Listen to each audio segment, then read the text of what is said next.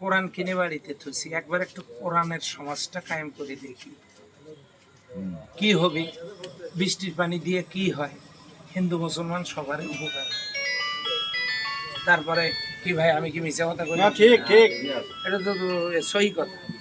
তো রোজ সবাই পাই, নমাজিও পাই, বেনামাজিও পাই। এই আমারও জন্ম ধান হয়, আমারও জন্ম হয়। তো যে আল্লাহ সবাইকে দেখেন, ওই আল্লাহরই কোরআন, এটা হলে সবাই শান্তিতে থাকতে পারে। তো জামাত ইসলামী এরকম একটা সমাজ কায়েমের জন্য কথা বলে কাজ করে। তো সবাইকে দেখছি, একটা বার একটু হুজুরদেরকেও দেখা করতে দেখি আমরা কি করে, না পারলে পরে চেঞ্জ করে নাকি একটা নিয়ত করেন তো সবাই। এই যে একই মানে টঙের উপর বসলাম, একটু নিয়ত করেন তো, সিদ্ধান্ত নেন তো, নাকি ভাই কি করেন? প্রয়োজন এবার খাবা নাই কারো বেরি